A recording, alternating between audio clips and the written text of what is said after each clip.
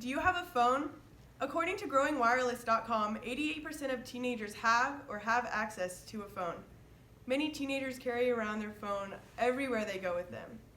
One of the big questions that's constantly being asked is, should students be allowed to have their phones with them in class, in school?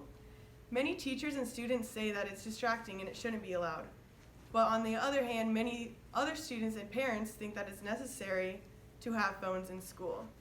Today, I'm going to explain why students should be able to have phones in school through the topics of responsibility, tools, and communication. There are many reasons that students should be allowed to have phones in school. The first reason I'm going to talk about is responsibility. Kids having phones in school teaches them responsibility because they learn the appropriate times to take out their phones and use them. If the students were to be on their phones looking at other stuff that aren't related to school, for example, Snapchat, Instagram, other social media sites, then that's on them. The students choose how they want to use the privilege they are given of having their phone in class. The next topic I'm going to discuss is tools. Cell phones provide a very wide variety of tools that are useful in the school environment. Cell phones are a great learning resource. A lot of textbooks or other school materials don't provide as much information as a smartphone could.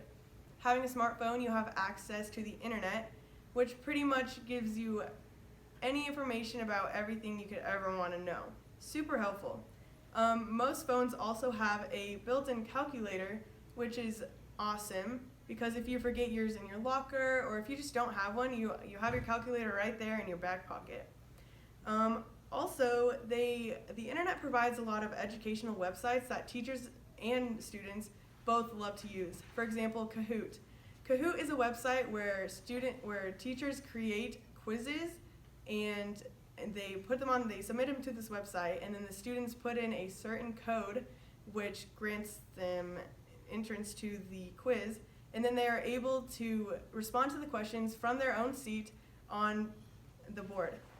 And many students and teachers love this. It creates kind of friendly competition between classmates, and it also enhances your learning.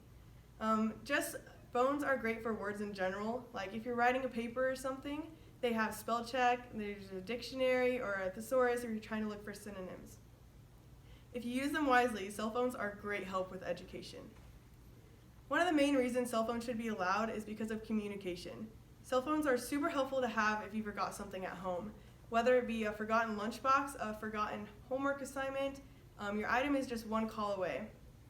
Also, if you aren't able to drive yet, phones are super helpful to get a hold of a ride. Now, there is a tragic part of the communication section. Unfortunately, according to the Washington Post, more than 219,000 students have experienced a school shooting since 2000. During these tragic times, cell phone is a treasure.